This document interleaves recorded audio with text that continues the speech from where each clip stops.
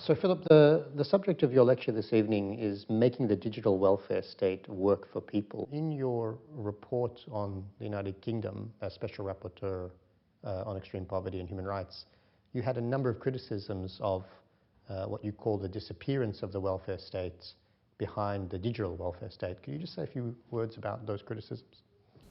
Well, the UK has had a very deliberate strategy to transform, quote, governance throughout the country in digital terms. And the big effort, the big push has actually come in the welfare area.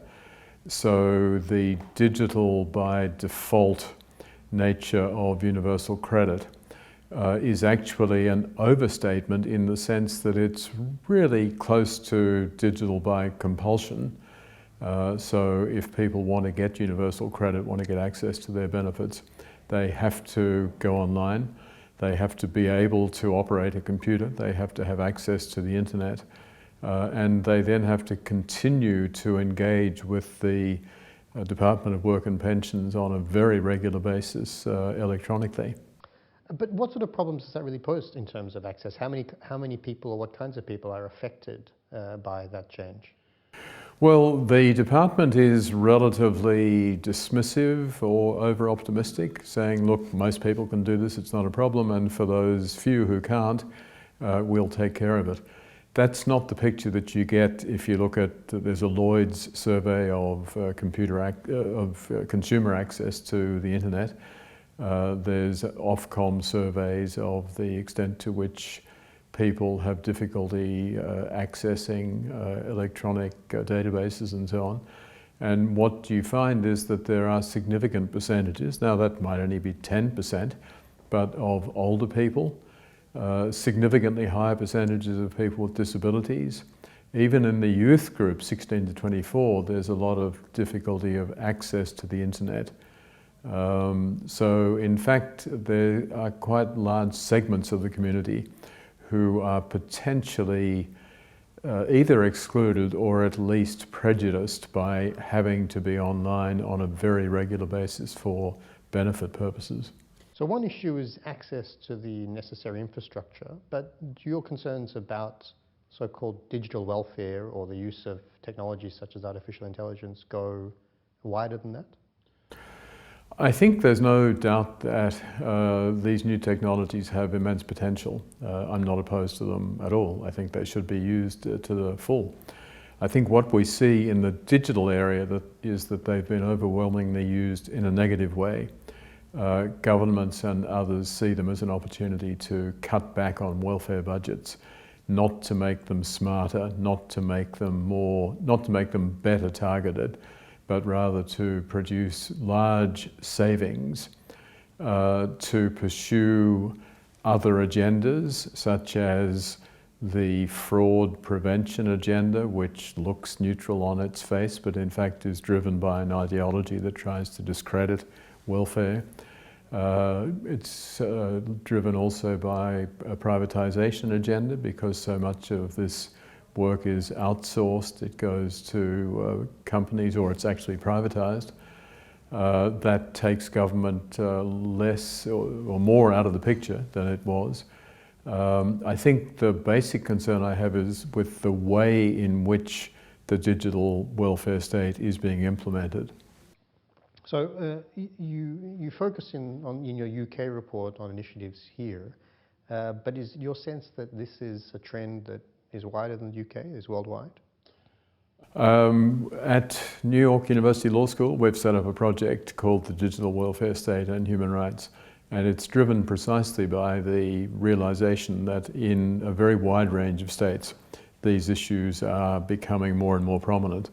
Whether it's Aadhaar in India, whether it's the new biometric recognition system in Kenya, whether it's a number of developments in Australia, whether it's the Series system in the Netherlands, there are many different manifestations, but it's the same general set of issues that there's a lot of experimentation, particularly with the poor, because they're the most vulnerable. They're the ones who have to provide data to the government. These systems are ever more intrusive and demanding.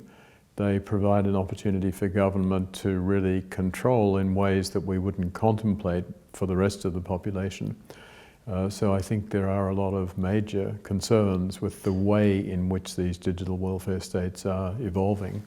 One of the observations you make in your report on the UK, but which you've made elsewhere, is you think that the discussion at the present about the ethics of AI is inadequate to help us really grapple with the consequences of this kind of technological development.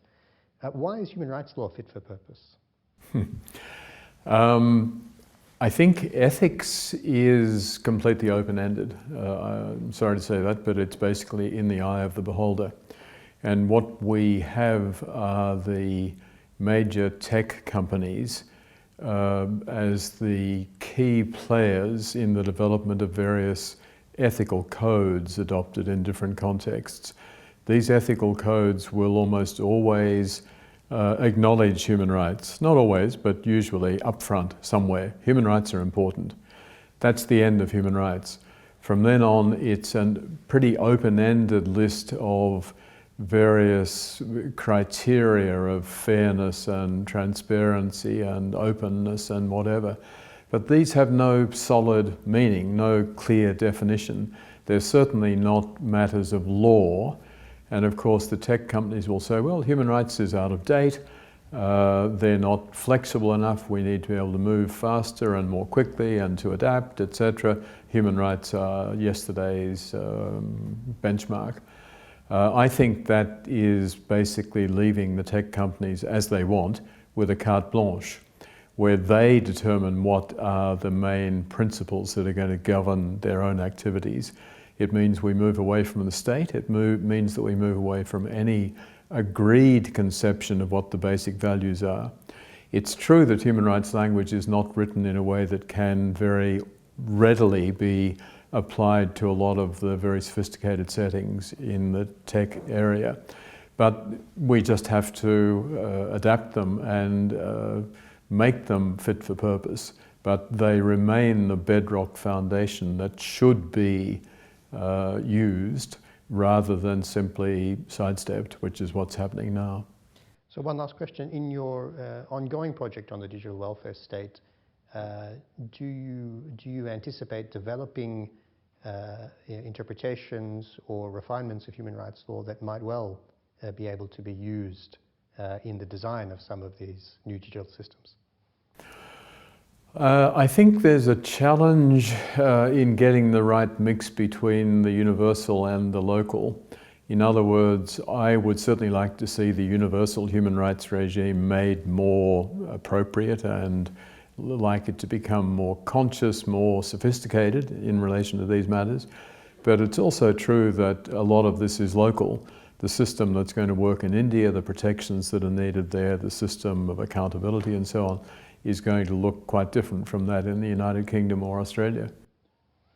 Okay, thank you very much. My pleasure.